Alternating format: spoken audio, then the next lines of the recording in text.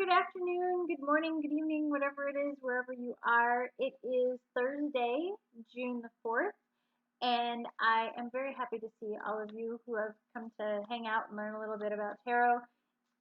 I know things are a little crazy out there right now. I hope that maybe this is a bit of a reprieve. Learning a little bit about tarot, a little bit about art, and a little bit about our artist of the Sakki-Sakki Tarot deck, and which is the deck I'm using for the month of June.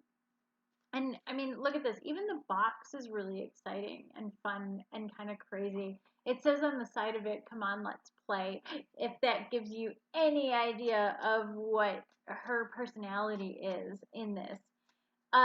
The artist is Monica Cleo Sakki. She's Greek. She grew up in Greece, but she also spends a lot of time between New York and Tel Aviv in Israel. So I think it's really kind of cool because she's kind of imbued all of those things into the cards. So that's exciting.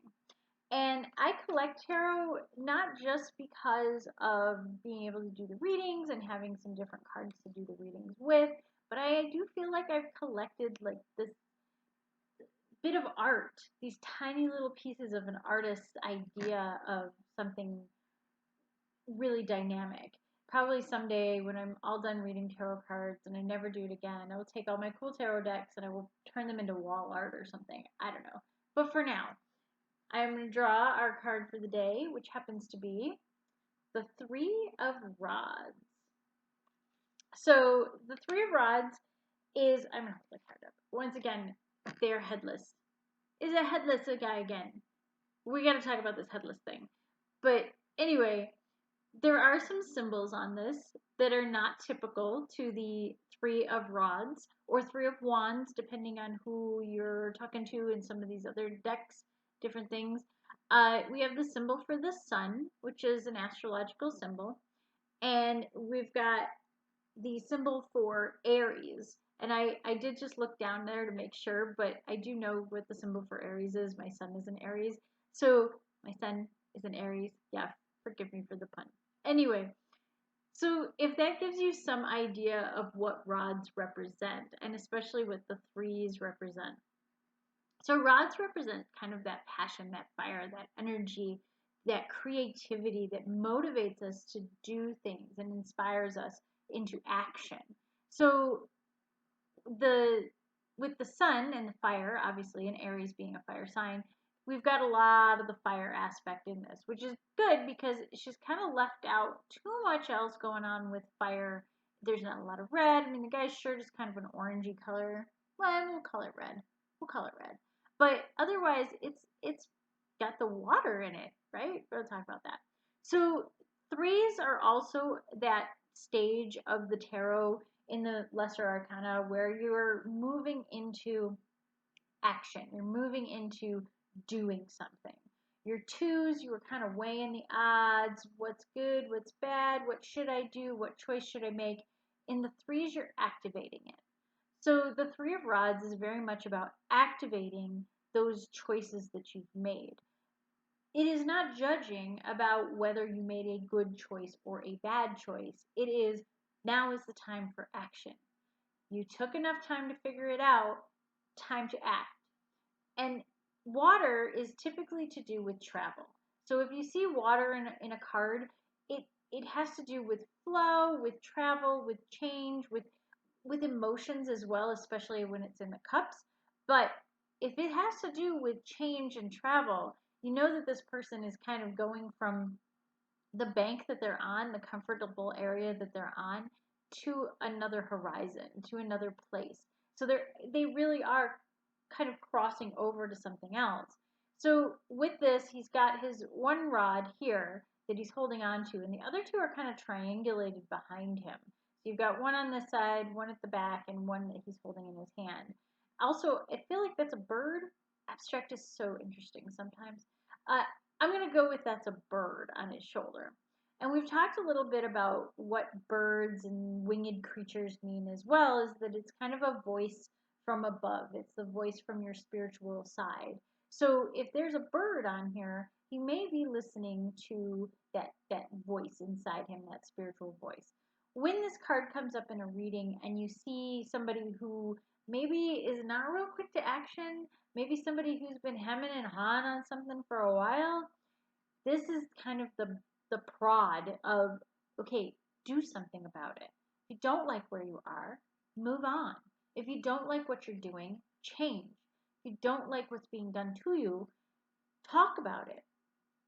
Be honest about it. Always, I say, do things with kindness and do things with love in your heart. But sometimes, tough love is a thing. But what this is really saying is do the thing. Whatever the thing is, it's time to do it. It can also be a little bit more of you're finally getting the information to do the thing. So there are some people that think of this card and go, oh, it's not so much about, oh, I'm totally ready to do the thing. It's I finally have gathered all the information necessary. And that little tidbit, that little bird, has finally given you the rest.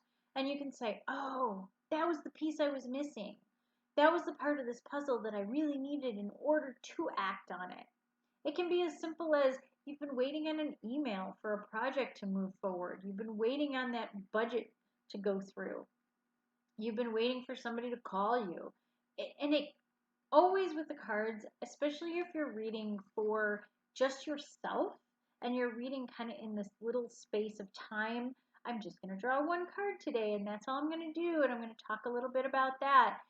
When you're drawing just one card, it can be something ridiculously small. It can be that you're going to spend all day waiting for a phone call. It could be that you're going to get the letter in the mail that's finally going to say, hey, that check cleared, or hey, here you go. Here's whatever you needed to know about.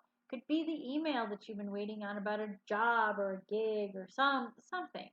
Either way, this is about getting that last piece of information or activating yourself to go do something. When it comes to the activating yourself to go do something, this does not mean you're going to turn around and go, oh, I hemmed and hawed over this and I finally thought I weighed the pros and cons and now what I'm going to do is I'm going to go weigh the pros and cons again. Or what I'm going to do is I'm going to second guess that. Move. Do something. You will get another chance to fix it along the way. But if you sit there and you let your wheels spin and you stagnate, you're never going to get off the ground. You're never going to get anything done. So I try to pull this card or when I pull this card, I try to say that it's not a judgmental card. Some cards kind of throw themselves and they throw their weight around and being very judgy about what you're doing. But this card is not really judgmental. It's more of just, hey, I'm backing you up no matter what you pick. No matter what you do, I got your back. It's fine. And that's the other side of this too, is it doesn't always have to be the individual themselves. It can be the people around them have finally said, come on, what are you waiting for? We have given you all the information you need. I'm happy to help you pay for that. I'm happy to do this for you. I want to give you something. Come on, let's go. Let's see. Make some magic happen. Let's get it rolling. Without judgment. Again, it's let's just get moving. Let's just trudge forward. The next phase is coming, but you can't get there until you've moved off the shore, until you've taken that dive and started going and crossed to the other side of that river. You're not going to get anything else done. So look at this as an inspirational card, as a card to help you say, okay, time to go. Look at it also as a card of information, as, okay, that tidbit of information I needed, where is it? I could get it. It's about time. It's coming. It's coming.